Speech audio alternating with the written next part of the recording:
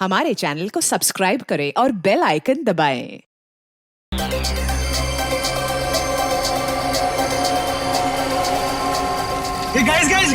Guys हम लोग कितना खुश नसीब है कि अब से कुछ ही देर में हम लोग वीडियो शावर देखेंगे और वो भी एकदम लाइव। ऐसा पहली बार हो रहा है गाइस, लाइफ में ऐसा नजारा दोबारा देखने को नहीं मिलेगा। ये देखो, अमेरिका में भी शुरू हो गया मीडिया शावर। अरे अब इंग्लैंड के आसमान में भी दिखाई दे रहा है। अगला नंबर हमारे देश इंडिया का है दोस्तों। आप तैयार हो जाओ आसमान में प्रकृति की आतिशबाजी देखने के लिए। वो देखो शुरू हो गया।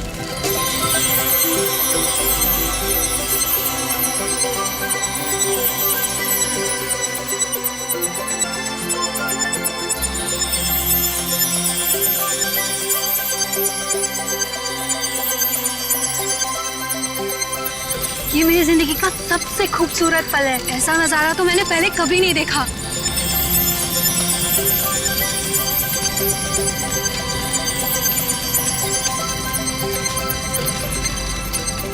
हे गाइस, वो देखो, आसमान से शायद कुछ गिर रहा है। ये कहीं किसी मीटियोर का हिस्सा तो नहीं है?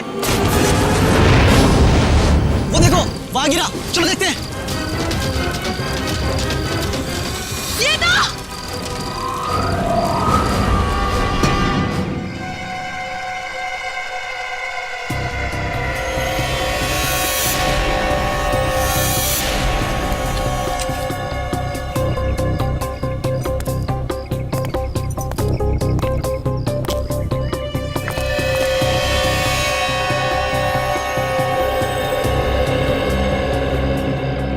लाश की हालत तो बहुत खराब है, हड्डियां वगैरह चकनाचूर हो गई हैं। हाँ सर, लेकिन ऐसा तो तभी हो सकता है जब कोई काफी ऊंचाई से गिरा हो। लेकिन सर, यहाँ कोई बिल्डिंग तो है नहीं, चारों तरफ खुला मैदान ही है। लाश आसमान से गिरी है, वरना इसकी इतनी बुरी हालत नहीं होती।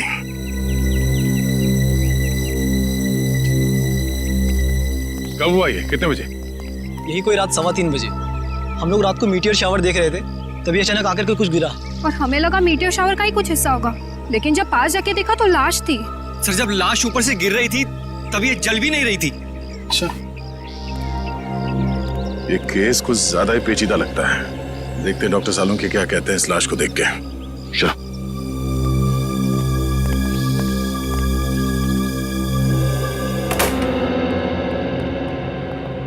अरे सालूंके साहब, कुछ पता चला? हाँ, फिलहाल तो इस आदमी की उम्र पता चली है, और वो भी डॉक्टर तारिका ने ही पता किया होगा।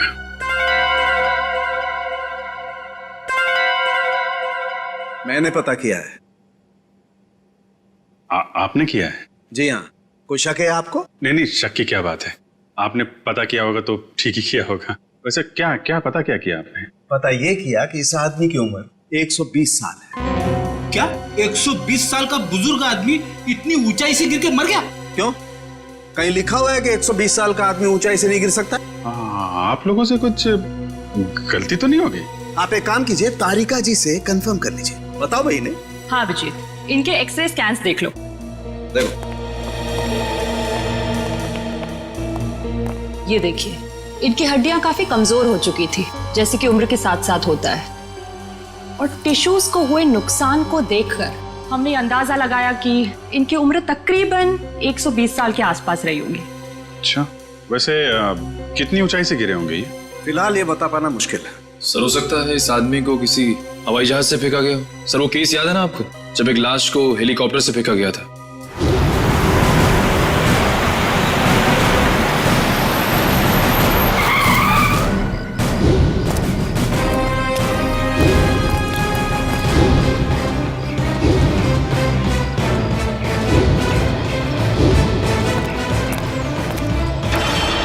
सर, या फिर हो सकता है हॉट एयर बलून से, या फिर स्काई डाइविंग कर रहा होगा। अरे कैसी बातें कर रहे हो तुम लोग यार, 120 साल का बुजुर्ग आदमी स्काई डाइविंग करेगा, हॉट एयर बलून से कूदेगा? वैसे भी हमें वहां पे कोई पैराशूट वगैरह तो मिला नहीं था। हेलो, जली हुई चीज समुद्र में गिरी है, लाश के पास वाले इलाके में? ठीक है, पहुंचते हैं हम लोग।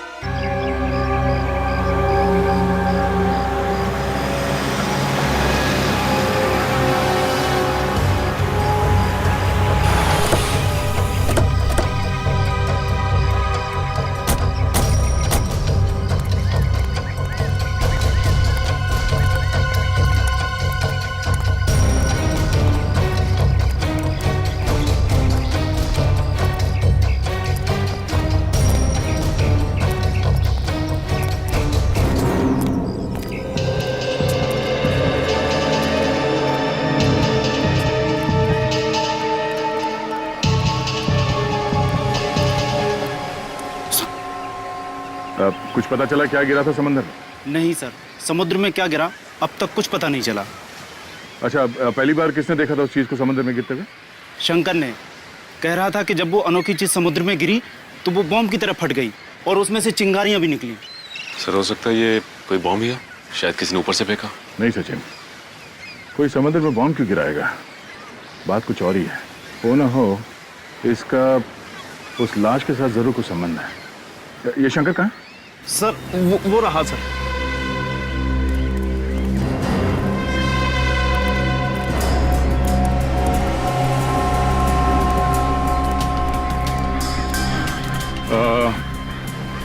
तुम शंकर हो? जी मैं शंकर। हम लोग सीआईडी से हैं। एग्जैक्टली हुआ क्या था? सर करीब रात के 3 बज रहे थे। मेरी बीवी जोर जोर से खर्राटे भर रही थी, इसलिए मुझे नींद नहीं आ रही थी। क्या आपकी वाइफ भी खर्राटे मारती है? रेडी, अब अपनी वाइफ की बातें शुरू मत कर देना। हाँ, क्या कह रहे थे आप? नींद ना आ पाने की वजह से मैं कुछ देर बाहर टहलने निकल आया। तभी अचानक मैंने देखा कोई बड़ी सी चीज जोर से छपाक करके समुद्र में गिरी।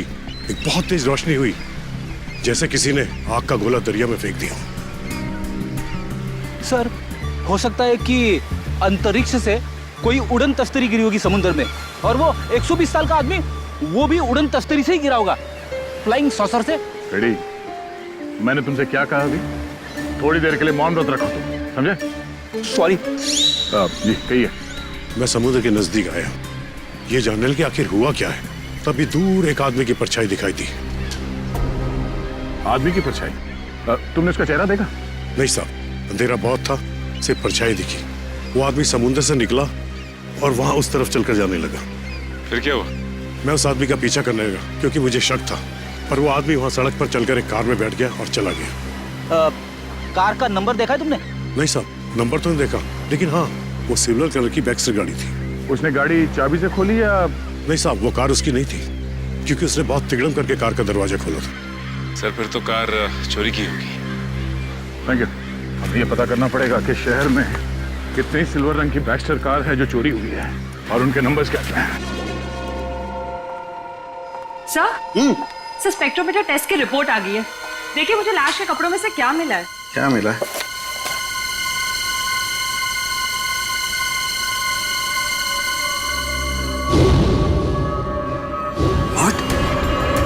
Rocket fuel? हाँ सर। अरे लेकिन तारिका, रॉकेट फ्यूल तो स्पेस क्राफ्ट को स्पेस में भेजने के लिए इस्तेमाल होता है। सर कहीं आदमी रॉकेट में होगा तो? नहीं, रॉकेट में होगा तो भी क्या है, रॉकेट में होने से इसके कपड़ों पर रॉकेट फ्यूल कैसे आ सकता है Tarika? It is not possible. नहीं, ये कुछ और ही चक्कर है। क्या? ओह माय गॉड, ये कैसे हो सकता है? वो कैसा? ये मैंने क्या कर दिया है? अब देखना, वो प्रद्युमन वो मेरी मजाक उड़ाएगा, आग बबूला हो जाएगा मुझसे। यार ये ऐसी गलती मैं कैसे कर सकता हूँ? गलती? कौन सी गलती सर? आने के उस समुद्र में जो खास चीज गिरी थी उसके बारे में क्या पता चला? सर अब तक तो कुछ पता नहीं चला है सर लेकिन गोताखोर लगे हुए हैं। सर समुद्र का वो हिस्सा काफी गहरा और खतरनाक है, इसलिए गोताखोरों को काफी दिक्कतों का सामना करना पड़ रहा है। बॉस, अभी तो और भी दिक्कतों का सामना करना पड़ेगा। और भी दिक्कतों का मतलब क्या है डॉक्टर साहब आपका? मतलब ये अभिजीत के मुझसे बहुत बड़ी गलती हो गई है। गलती? ऐसी क्या गलती कर दी सर आपने? दया, अगर प्रद्युमन ये वादा करे कि वो मुझसे नाराज नहीं होगा तो मैं बता सकता हूँ। नहीं, अरे मैं नाराज क्यों हूँगा?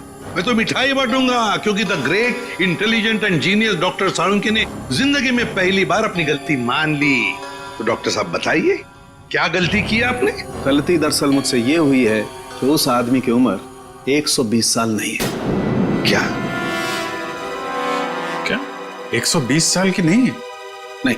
तो फिर क्या उम्र होगी उसकी? लगभग 50 साल। क्या साळुंखे, तूने 50 साल के आदमी को 120 साल का बना दिया? इतनी बड़ी गलती की तूने? यार दरअसल उस आदमी की हड्डियां तो यही बता रही थी कि उसकी उम्र 120 साल की होनी चाहिए, मगर स्पेक्ट्रोमीटर टेस्ट के बाद उसके कपड़ों पर मिला रॉकेट फ्यूल ये बता रहा है कि ये आदमी 4-5 महीने अंतरिक्ष में रहकर आया है। क्या उसके कपड़ों पर रॉकेट फ्यूल मिला? हाँ, और अंतरिक्ष में हड्डियों की डेंसिटी हर महीने 2% घटती जाती है। मतलब लाश अंतरिक्ष में से गिरी है? नहीं फ्रेडी, लाश अंतरिक्ष से अगर गिरती तो जल जाती, धरती पर पहुंचने से पहले ही उसके चीथड़े उड़ जाते, मगर ऐसा हुआ नहीं। मतलब ये लाश किसी स्पेसक्राफ्ट से गिरा है, जब वो धरती पे वापस आ रहा होगा। मगर दया, हमारे देश से कोई स्पेसक्राफ्ट तो किसी इंसान को लेकर अंतरिक्ष में गया ही नहीं। फिर भी अभिजीत, हमें पता तो लगाना ही पड़ेगा कि है कौन ये, और फिर वो गिरा तो गिरा कहां से और कैसे, और ये तो हमें हमारी स्पेस एजेंसी ही बता सकती है। हेलो सर, मैं यहाँ का डिप्टी डायरेक्टर हूँ, हरीश मेरा नाम है। कहिए। हरीश जी, हम यहाँ पर एक ऐसे आदमी के सिलसिले में आए हैं जिसका खून हुआ है, मगर उसने अंतरिक्ष में 4-5 महीने गुजारे हैं। आपको तो इस बात की जानकारी होगी ना कि हमारे देश से कौन कौन आदमी अंतरिक्ष यात्रा करके आया। यस सर, जानकारी तो पूरी है, पर हमें ये जानकारी किसी को भी देने की अनुमति नहीं है, फिर चाहे वो सीआईडी क्यों ना हो। लगता है हरीश जी, आप इस बात की गंभीरता को समझ नहीं पा रहे हैं। एक आदमी का खून हुआ है, खून। एक ऐसा आदमी जो शायद आपका साथी था, जो आपके साथ उठता बैठता था, हंसता खेलता था, खाता पीता था, और इसीलिए हम ये जानना चाहते हैं कि क्या आपका कोई साथी लापता है क्या? सर, ये जो भी इंसान है, ये हमारा साथी हो ही नहीं सकता, क्योंकि अभी तक हमारे देश की तरफ से कोई भी स्पेसक्राफ्ट एस्ट्रोनॉट लेके अंतरिक्ष में गया ही नहीं है। हो सकता है कोई चोरी छुपे गया हो अंतरिक्ष में। नहीं सर, स्पेस को इतनी साधारण जगह नहीं है, हमारी जानकारी के बिना वहां जाना असंभव है, इम्पॉसिबल। अच्छा, आपके स्टाफ में से ऐसा कोई आदमी है जो आज काम पे नहीं आया? सर, विशाल सर काम पे नहीं आए हैं। विशाल काम पर नहीं आया? अच्छा, क्या विशाल कभी अंतरिक्ष में गया था? हाँ सर, विशाल सर बहुत साल पहले अंतरिक्ष में गए थे, लेकिन किसी और देश की तरफ से। एक्चुअली सर, वो हमारे यहाँ का हेड इंजीनियर है। यहाँ के हर प्रोजेक्ट की शुरुआत उसी की देखरेख में होती है। 3 साल पहले 5 महीने के लिए वो अंतरिक्ष में गया था, जॉइंट नेशन स्पेस प्रोग्राम के तहत। अच्छा, गया था। अभिजीत, साळुंखे ने भी तो यही कहा कि वो इंसान 4-5 महीने के लिए अंतरिक्ष में था। हाँ सर, विशाल सर हमें अंतरिक्ष में जाने की ट्रेनिंग दे रहे थे। और क्या विशाल का कद 5 फुट 7 इंच था? जी। फिर तो सर, जिसकी लाश मिली है शायद वो विशाल ही है। मुझे तो यकीन ही नहीं हो रहा। नहीं हरीश जी, देखिए, जब तक डीएनए मैच नहीं होता हम यकीन से नहीं कह सकते कि वो लाश विशाल की ही है, लेकिन हमें विशाल के सारे मेडिकल डिटेल्स चाहिए और विशाल के घर का पता भी। जी।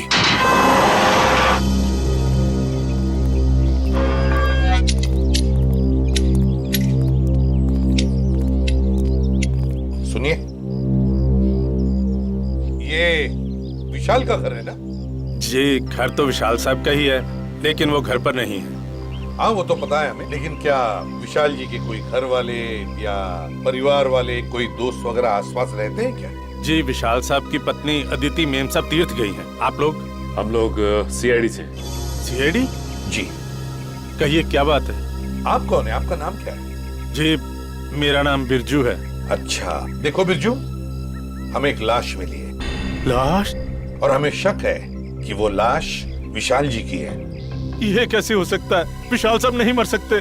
देखिए, आप संभालिए अपने आप को। फिलहाल हमें सिर्फ शक है कि ये लाश विशाल जी की है। हो सकता है कि ये लाश किसी और की हो। भगवान करे वो लाश विशाल साहब की ना हो। वैसे आखिरी बार कब देखा था तुमने विशाल जी को? कब मिले थे उन्हें? कल सुबह जब मैं काम पर आया था तो विशाल साहब ने मेरी बाहर से ही छुट्टी कर दी थी। घर के बाहर से ही छुट्टी दी? क्यों, किस लिए? जी पता नहीं, ऐसा पहले कभी नहीं हुआ है। मैंने विशाल जी से कहा कि मैं घर की सफाई कर देता हूँ, झाड़ू पोछा कर देता हूँ, मैं फिर चला जाता हूँ, लेकिन उन्होंने मुझे घर में घुसने ही नहीं दिया। आपको उन्होंने घर में घुसने नहीं दिया? जी हाँ, उनका बर्ताव बड़ा अजीब सा था। जब उन्होंने अदिति मेम साहब के तीर्थ पर जाने की बात कही तो मुझे बड़ा अजीब सा लगा, मुझे यकीन ही नहीं हुआ। लेकिन क्यों? क्योंकि अदिति मैडम इस तरह अचानक कहीं नहीं जाती। अगर वो शहर से बाहर कहीं जाती भी हैं, तो महीनों पहले वो अपनी तैयारी पूरी कर लेती हैं। अच्छा, साहब ने तुम्हें घर के अंदर आने से मना कर दिया। वैसे बिरजू, हम घर के अंदर देखना चाहते हैं। तुम्हारे पास घर की चाबी तो होगी? जी हाँ। हम ये देखना चाहते हैं ऐसी क्या वजह थी जो साहब ने तुम्हें घर के अंदर आने से मना कर दिया। जी अभी खोलता हूँ।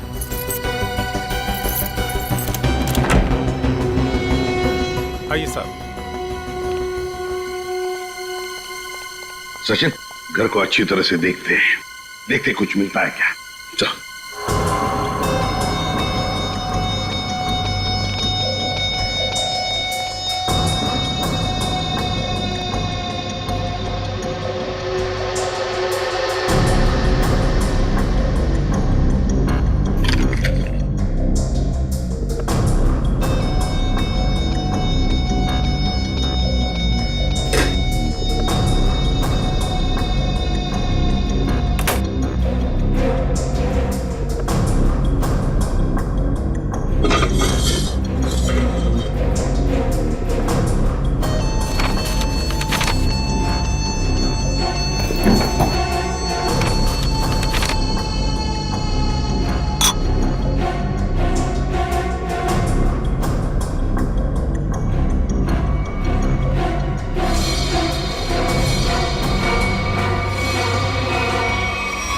लेकिन कागज के टुकड़े पर कुछ हल्का हल्का सा लिखा हुआ है।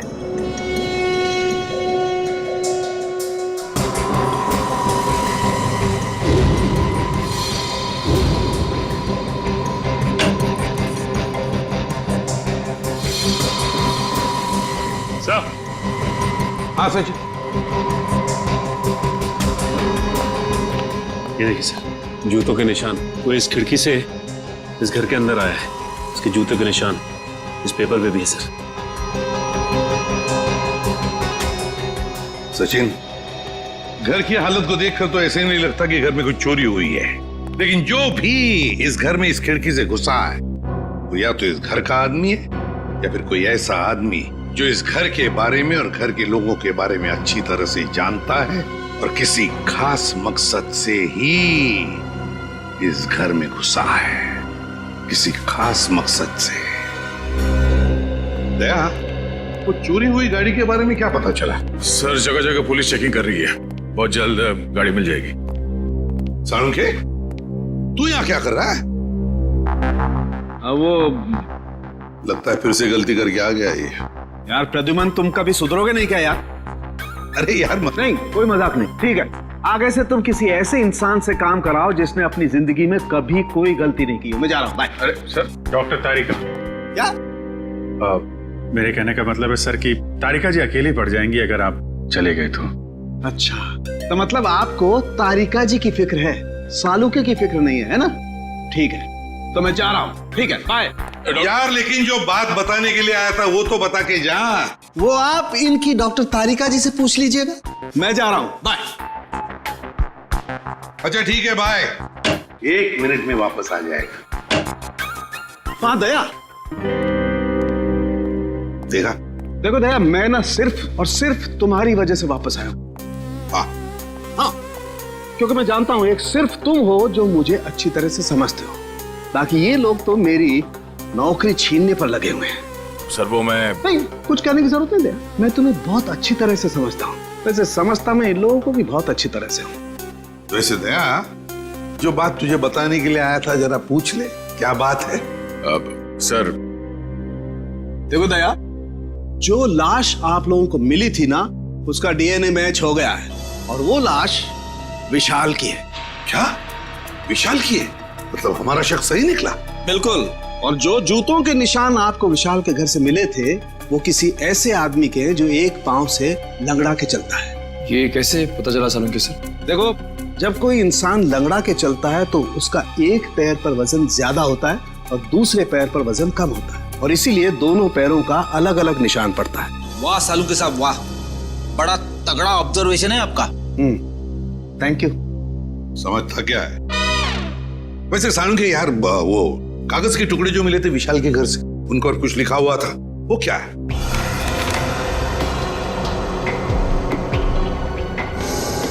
वो ये था, अगर तुमने जुबान खोली तो जान से जाओगे। विशाल को धमकी? लगता है विशाल कोई राज जान गया था सर, और इस राज की कीमत उसे अपनी जान गंवा के देनी पड़ी। सर खूनी जरूर इस स्पेस एजेंसी का ही कोई होगा सर, या फिर आसपास का कोई होगा, वरना स्पेसक्राफ्ट या हवाई जहाज से उसे नीचे फेंकना मुश्किल है सर। बिल्कुल वैसे ही हुआ होगा। बॉस, अभी सालुके के सुरागों की पोटली खाली नहीं हुई है। और भी कुछ बाकी है क्या? हाँ, एक ऐसी चीज जो आपको खूनी के एकदम नजदीक तक ले जाएगी। तो बताइए ना डॉक्टर साहब। देखो दया, इन लेटर्स को गौर से देखो। इस आदमी ने ये लेटर्स कैपिटल में लिखे हैं ताकि अपनी हैंडराइटिंग को छुपा सके, लेकिन इनको जरा गौर से देखो। ये लेटर्स कहीं कहीं पर हिले हुए हैं, कमजोर है। मुझे लगता है इस आदमी का हाथ कांपता था जब ये लिखता था। कमाल है सर, धमकी भरा खत लिखता है और लिखते वक्त हाथ भी कांपता है। डर की वजह से?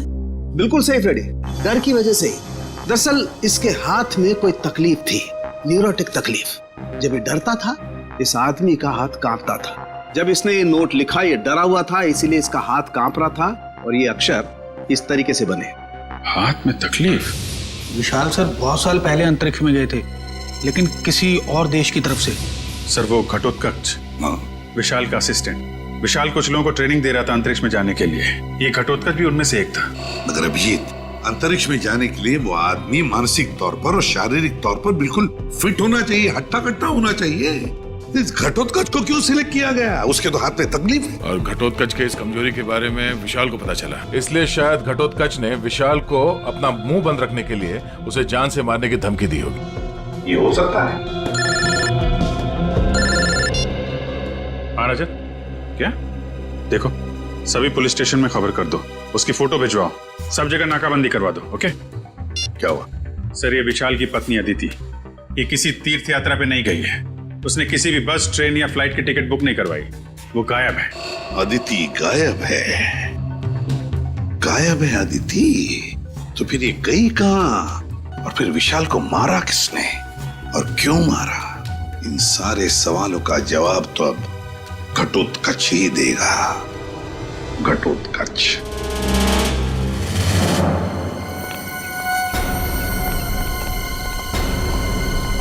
शरीर घटोत्कच का घर सर।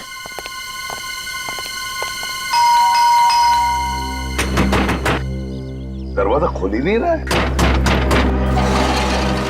पीछे से कुछ आवाज है? हाँ।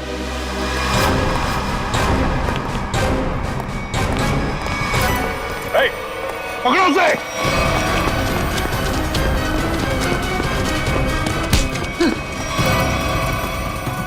सीआईडी से भाग रहा है? कहाँ भाग रहा है? मुझे छोड़ दीजिए सर, मैंने कुछ नहीं किया सर। कुछ नहीं किया तो भाग क्यों रहा था? मैं जानता था सर कि आप लोग मुझ पे शक करेंगे। आप लोग मुझ पे शक करेंगे? शक नहीं करेंगे तो क्या पूजा करेंगे? हाँ? तुमने विशाल को चिट्ठी भेजी थी ना, धमकी भरी। अगर तुमने अपना मुंह खोला तो जान से जाओगे। भेजी थी या नहीं? बोल। हाँ सर, वो खत मैंने लिखा था सर, लेकिन वो मेरी भूल थी जो मैंने गुस्से में की थी सर। मैंने विशाल सर को नहीं मारा था। ऐसी कहानी हम लोग बहुत सुन चुके हैं, समझे? मैं सच कर रहा हूँ सर, मैं तो 3 दिन पहले विशाल जी के घर पे गया था उनसे माफी मांगने के लिए। तुम यहाँ पर क्यों आए हो? देखिए विशाल जी, मैं आपसे अपनी उस चिट्ठी के लिए माफी मांगने के लिए आया। उस वक्त मैं शराब के नशे में था और शराब के नशे में ही अक्सर सच्ची बात जुबान पर आ ही जाती है। देखिए आप ऐसा मत कहिए, आप न सिर्फ मेरे दोस्त हैं बल्कि मेरे मार्गदर्शक भी हैं। अगर आपने मुझे माफ ना किया तो मैं अपनी नजरों में गिर जाऊंगा। ठीक है, मैंने तुम्हें माफ किया।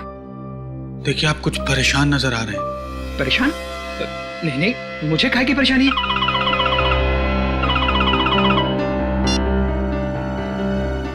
हेलो जी, ठीक है, आप जैसा कहेंगे मैं बिल्कुल वैसा ही करूंगा, लेकिन मेरी पत्नी पर कोई आंच नहीं आनी चाहिए। अदिति किडनैप हो गई और फिर किडनैपर अदिति को कोई नुकसान ना पहुंचाए, इसलिए विशाल ने ऐसी कहानी बनाई कि अदिति तीर्थ यात्रा पर चली गई। दया का फोन आ गया। अच्छा, चोरी की गई गाड़ी का पता चल गया? एक्सीलेंट।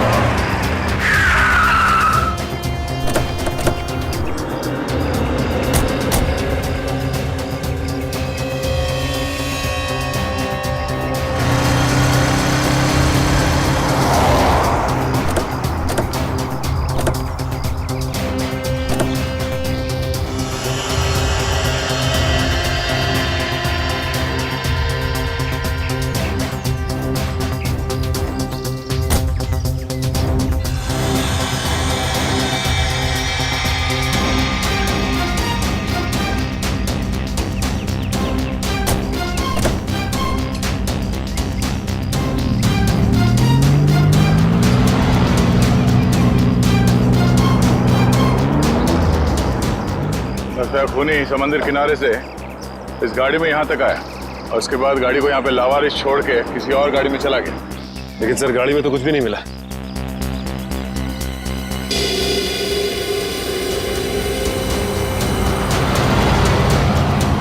ये देखो, सीसीटीवी कैमरा लगा हुआ है इस ट्रैफिक पोस्ट पे। जरूर उस खूनी का चेहरा इस कैमरे का कैद हो गया होगा। इसके लिए काम करो, आरटीओ को कांटेक्ट करो और इस कैमरे की फुटेज ले लो। सर, हेलो, क्या अदिति मिल गई? कौन सा हॉस्पिटल में है? हेलो सर, मैं इंस्पेक्टर प्रशांत। मैंने ही आपको फोन किया। अच्छा, अदिति की तबीयत कैसी है? सर, उन्हें गोली लगी थी। गोली लगी थी? जी हाँ, उनका ऑपरेशन हुआ है, अब वो खतरे से बाहर है। लेकिन ये आदिति मिली कहाँ तुम लोगों को? सर हम लोग पेट्रोल पे थे। Hello control room. Yes sir, यहाँ सब कुछ ठीक है सर, ओवर।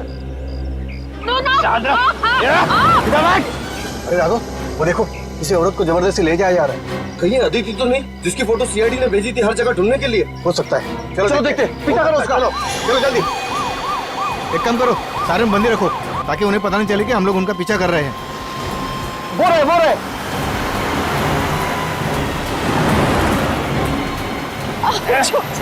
जाने दो मुझे, जाने दो ना मुझे।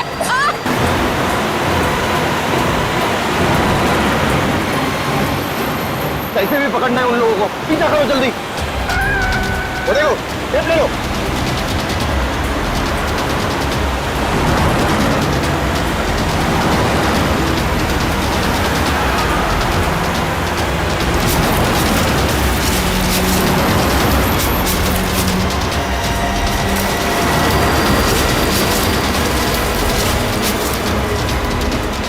जाने दो ना मुझे।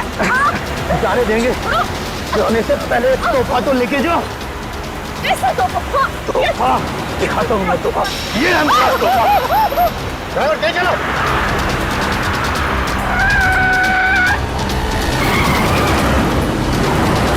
और तेज ड्राइवर।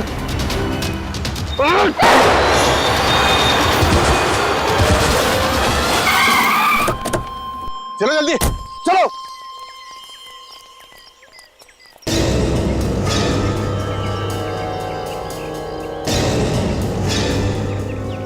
ओह नो, ये तो आदिति ही है। इसे तो गोली लगी है। चलो जल्दी से हॉस्पिटल लेके चलते हैं। चलो चलो। उस कार को हमने रोकने की बहुत कोशिश की सर, मगर हमारा ज्यादा ध्यान आदिति जी की तरफ था, इसलिए वो लोग हमारे हाथ से निकल गए। तुम लोगों ने बिल्कुल सही किया। गाड़ी का नंबर तो नोट किया होगा? नहीं सर, उस गाड़ी की नंबर प्लेट पे मिट्टी लगी हुई थी सर, इसलिए हम लोग आधा ही नंबर देख पाए। Good job. Thank you. हम लोग आदिति से मिलते हैं। जी सर।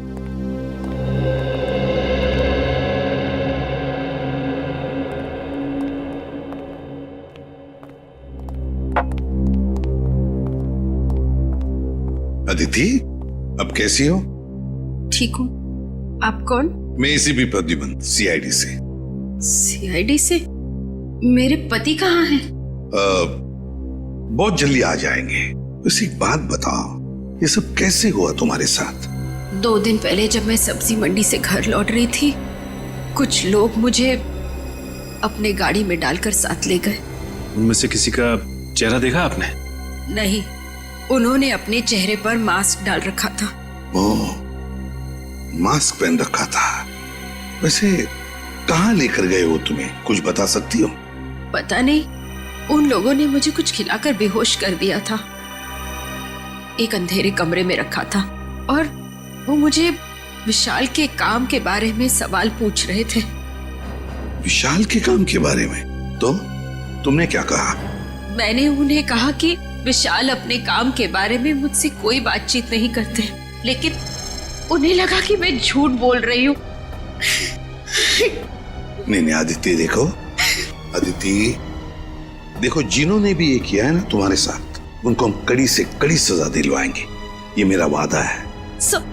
आप उन्हें मत छोड़िएगा, वो लोग देशद्रोही है। कुछ देर बाद उनका बॉस भी उसी कमरे में आया और उसने मुझसे कहा कि विशाल मुझसे ज्यादा अपने देश से प्यार करते हैं। मैंने उन्हें जवाब दिया कि मुझे गर्व है कि विशाल पहले एक अच्छे नागरिक है और फिर एक अच्छे पति।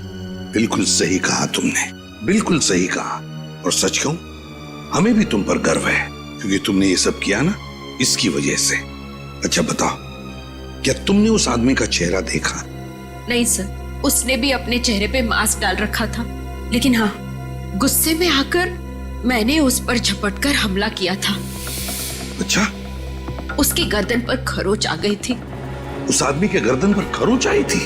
तो फिर सचिन, जरूर आदिति की नाखून में उस आदमी की चमड़ी के अंश होंगे। उस आदमी के चमड़ी के अंश होंगे। हाँ निखिल, ट्रैफिक सिग्नल का फुटेज रेडी है? हाँ सर, रेडी है। चलो देखते हैं।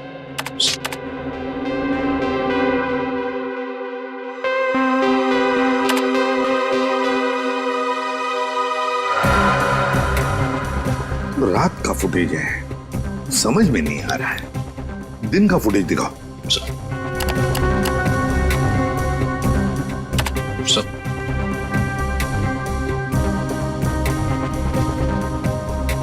सर, ये आदमी तो गाड़ी की तरफ से चलते हुए जा रहा है। निखिल, पॉज करो, रिवाइंड करो और फिर से प्ले करो।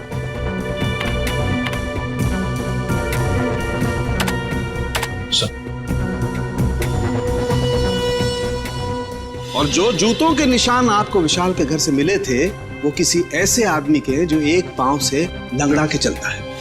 बाएं पैर से लंगड़ा भी रहा है। कहीं ये हमारा खूनी तो नहीं? सर, मगर ये आदमी है कौन? इसका चेहरा तो दिख ही नहीं रहा है। पता चल जाएगा फ्रेडी, ये है कौन, ये पता चल जाएगा। लाल जूते जो पहने हैं। निखिल, रिवाइंड करो, जूम करो जूतों पर।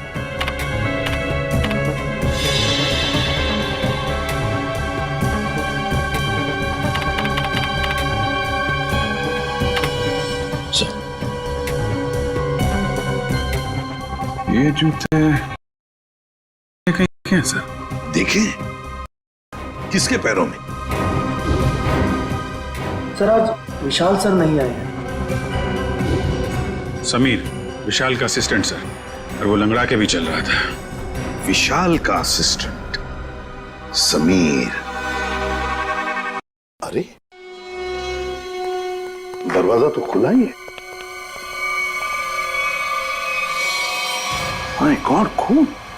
चौकन्ना रहना, लगता है किसी को घसीट के ले जाया गया है यहां से उस तरफ।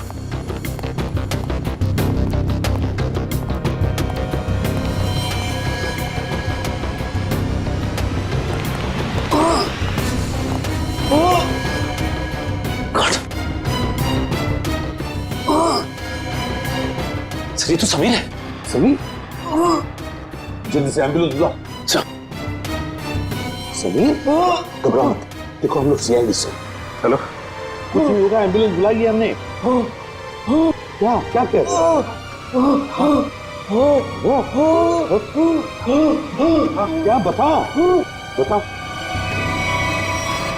Sameer, Sameer. Okay, thank you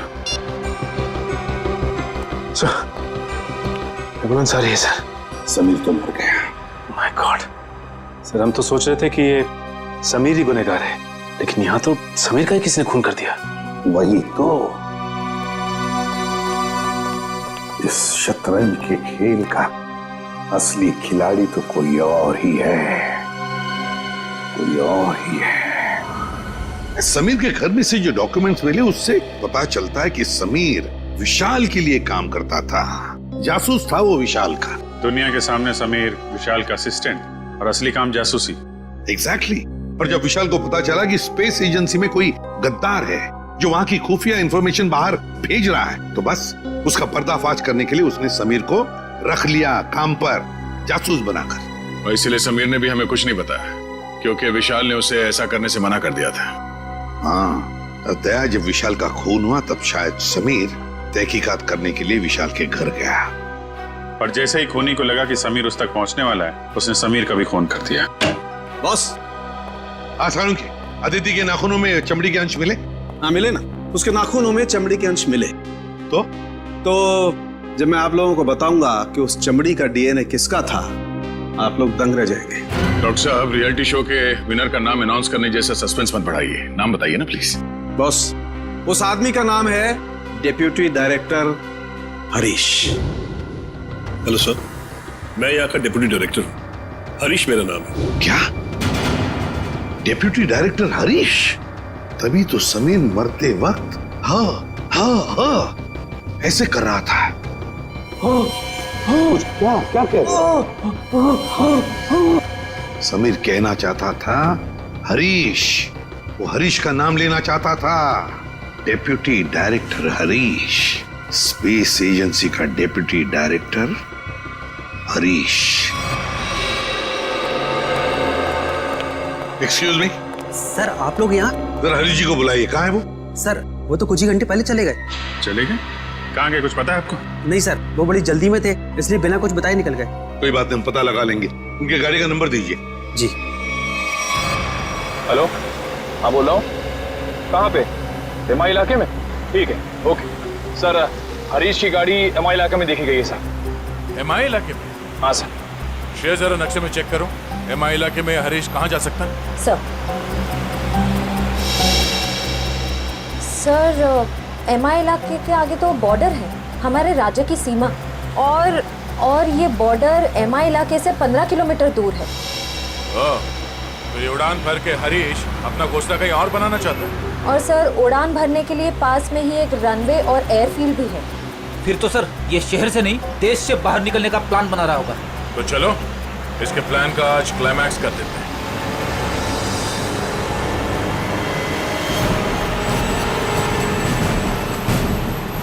sir वो देखिए, हरीश की गाड़ी है।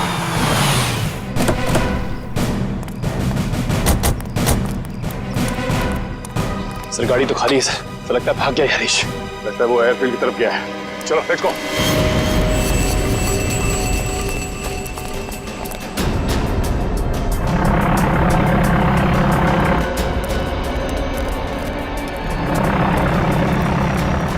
सर उसका प्लेन तो टेक ऑफ करने वाला है। सर अगर ये विदेश चला गया तो इसे पकड़ना और भी मुश्किल हो जाएगा।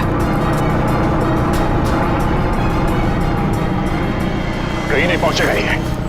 Oh no.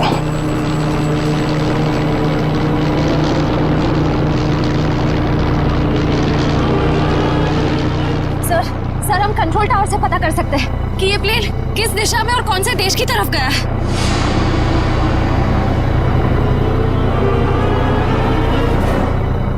पता तो कर सकते हैं श्रेया, मगर क्या सर? पता नहीं क्यों मुझे ऐसा लग रहा है कि हम अब भी असली खूनी तक नहीं पहुंचे हैं। सर इस हरीश तक पहुंचते पहुंचते रह गए सर। नहीं निखिल, असली खूनी ये हरीश नहीं है। हरीश नहीं है तो फिर कौन है सर? अब मेरी समझ में आ रहा है कि सब किसका किया धरा है। चलो। तुम लोगों को अपने बुरे कर्मों की सजा जरूर मिलेगी। सारा गुनाह तुम लोगों ने किया और इल्जाम मेरे मत्थे मर दिया। बात तो तेरी ठीक है, मगर सीआईडी कभी पता नहीं कर पाएगी कि असली मुजरिम कौन है, क्योंकि हमने तुम्हारे बैंक अकाउंट में पूरे 15 करोड़ रुपए डलवाए। 15 करोड़ रुपए? हाँ 15 करोड़ रुपए, जिससे उनको लगेगा कि तुमने अपने जमीर का सौदा कर दिया है 15 करोड़ रुपयों के लिए, और अब देशद्रोही बन गए। शर्म आनी चाहिए तुम लोगों को। शर्म तो हमें आने से रही, अब तू एक अच्छे बच्चे की तरह उस नए मिशन की पूरी जानकारी हमें देते हैं। चल। नहीं, कभी नहीं। मैं रुपयों के लिए अपने देश को कभी नहीं बेचूंगा, कभी नहीं।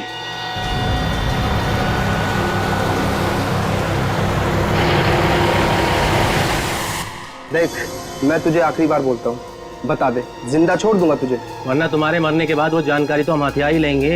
एक गद्दार की जिंदगी जीने से एक देशभक्त की मौत मरना मुझे ज्यादा गंवारा है, समझे तुम लोग?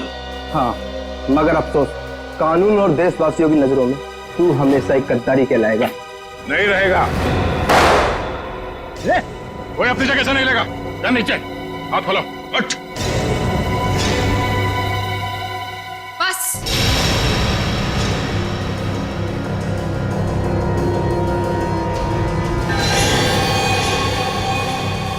बहुत हो चुका ये नाच गाना, अब काम की बात करें।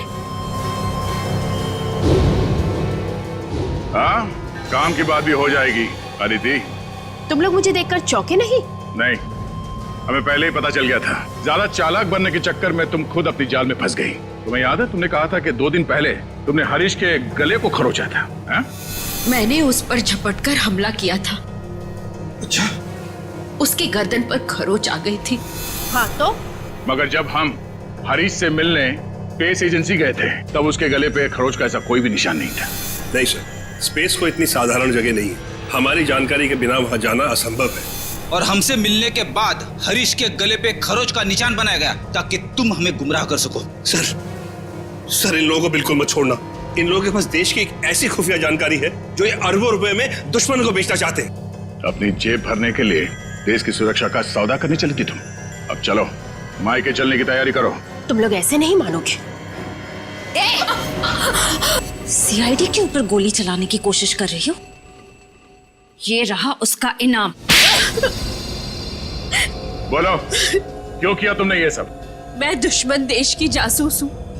8 महीने पहले मैंने विशाल से शादी की ताकि भारत की स्पेस एजेंसी की सीक्रेट्स और आने वाली प्रोजेक्ट्स की जानकारी मैं चुरा सकूं। मगर तुम्हारे पति विशाल को तुम्हारी हरकतों और हाव भाव पे शक हुआ और इसीलिए उसने तुम्हारे पीछे जासूस लगा दी। विशाल को सिर्फ इतना ही शक था कि स्पेस एजेंसी में कोई गद्दार है, लेकिन वो ये नहीं जानता था कि गद्दार खुद उसकी पत्नी ही है। जब तुम्हें ये जासूसी वाली बात पता चली तो तुमने उस जासूस समीर को मार दिया और अपने आप को अगवा करने का प्लान बना लिया। क्योंकि मुझे लगा था कि मुझे छुड़वाने के लिए विशाल उन अगवा करने वाले लोगों को वो खुफिया जानकारी दे देगा, लेकिन शायद विशाल को मुझसे ज्यादा देश से प्रेम था, इसलिए विशाल ने उन्हें गलत इन्फॉर्मेशन दी और मुझे छुड़वा लिया। और तुम्हें इस बात का गुस्सा आया और तुमने विशाल को प्लेन से नीचे धक्का दे दिया। हाँ, मैंने प्लेन क्रैश करवाया था और खुद पैराशूट से नीचे आ गई। और फिर तुमने मुझे फंसाने का प्लान बनाया? क्योंकि मैं चाहती थी कि विशाल के खून का और इस सारी गद्दारी का इल्जाम तुम्हारे सर पर आ जाए। मगर तुमने कभी ये नहीं सोचा कि सीआईडी कभी ना कभी सच का पता लगा ही लेगी। तुम इस देश को बर्बाद करना चाहती थी, अब इस देश की खातिरदारी भी देख लो। फांसी के लिए तैयार हो जाओ तुम।